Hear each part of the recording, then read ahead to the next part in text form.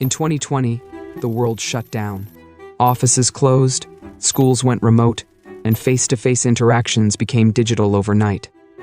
The biggest winner of this shift? A video conferencing app that had been quietly growing in the background, Zoom. But Zoom's rise wasn't an accident. It wasn't just luck.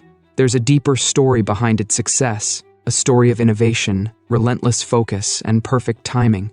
This is the real story of how Zoom took over the world. The birth of a disruptor.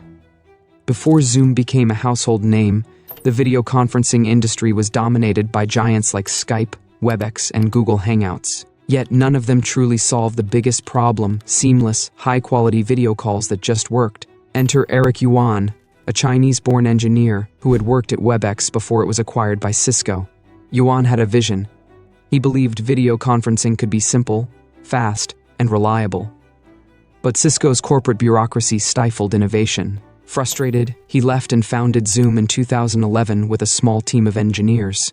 Yuan's personal experiences played a huge role in shaping his vision. As a young professional, he had to take 10-hour train rides to visit his long-distance girlfriend because communication technology was too unreliable. That experience fueled his obsession with making virtual meetings as real and engaging as in-person interactions. The secret sauce. Why Zoom was different. Unlike competitors, Zoom wasn't built on outdated code. Yuan and his team built it from scratch, optimizing for high video quality, low latency, and ease of use. While Skype required an account and a bloated interface, Zoom offered something refreshingly simple. Just click a link and you're in. Zoom also focused on what others ignored: customer experience. They listened to users, constantly improving the platform based on feedback. Another major factor? Scalability. Zoom's cloud-based infrastructure allowed it to handle millions of users simultaneously, making it the perfect choice when demand skyrocketed. Additionally, Yuan ensured that Zoom was cross-platform friendly, meaning it worked seamlessly across Windows, macOS, iOS, and Android. This inclusivity set it apart from competitors that had performance issues across devices. The slow but steady growth from 2013 to 2019. Zoom grew steadily but wasn't mainstream. Businesses, universities, and remote teams started adopting it, appreciating its superior functionality. But in the grand scheme of things, Zoom was still just another tool in a crowded market. Despite this, Zoom focused on organic growth and word-of-mouth marketing. It didn't spend billions on advertising like Microsoft or Google. Instead, it let happy users spread the word. By 2017, Zoom was already a unicorn startup valued at $1 billion, yet many people still hadn't heard of it. That all changed in 2020. The perfect storm, how COVID-19 changed everything when the pandemic hit. Organizations scrambled for a reliable way to keep operations running. Schools needed a virtual classroom. Businesses needed a way to hold meetings. Families needed a way to stay connected. The world needed a simple, scalable video conferencing solution. Zoom was the answer. Almost overnight, Zoom's user base exploded from 10 million daily users to over 300 million. While competitors struggled with crashes, lag, and complexity, Zoom's infrastructure handled the demand shock surprisingly well.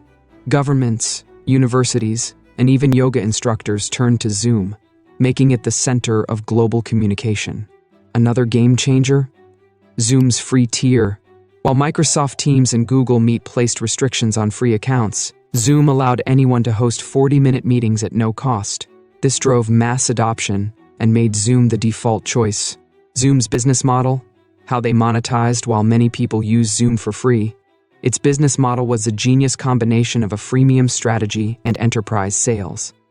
The free version was good enough for casual users, but businesses and institutions needed premium features, like longer meeting durations, webinar capabilities, and enhanced security. This strategy led to mass adoption first, monetization second.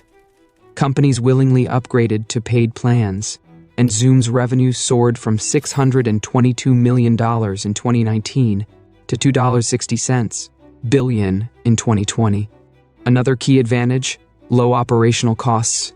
Unlike competitors that relied on expensive data centers, Zoom leveraged third-party cloud services, keeping costs down while scaling fast. The backlash, security issues, and Zoom fatigue. But success came with challenges.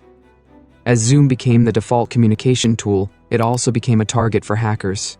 The infamous Zoom bombing incidents, where trolls hijacked public Zoom calls, exposed serious security flaws. Governments, including the US Senate and German Foreign Ministry, banned Zoom for official use due to security concerns.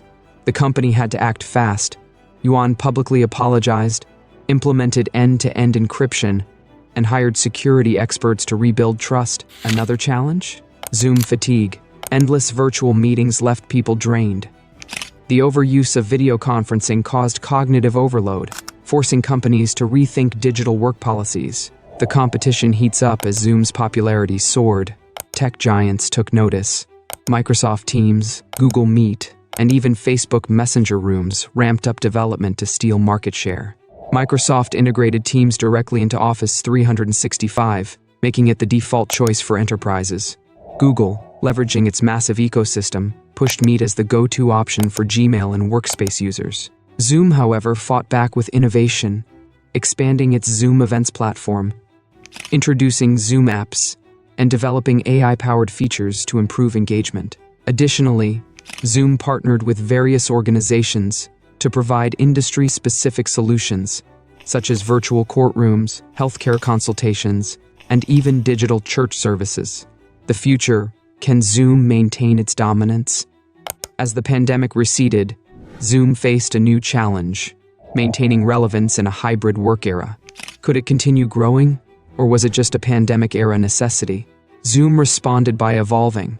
It expanded into event hosting, AI-driven meeting enhancements, and even Zoom Phone, a cloud-based calling service competing with traditional telecom.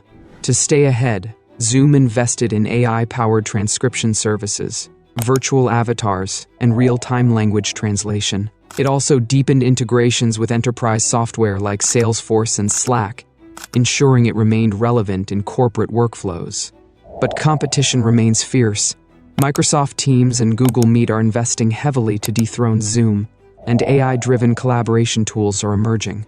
The question remains, will Zoom remain dominant, or will it fade into history like so many tech giants before it? Zoom's strategy? Diversification. It's investing in AI features, immersive experiences, and hybrid work solutions to stay ahead of the curve. Conclusion: the legacy of Zoom.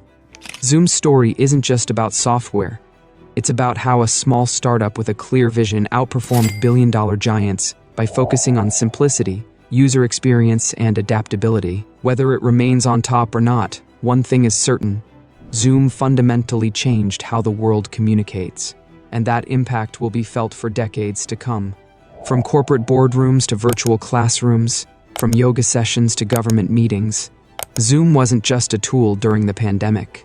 It was a revolution in communication.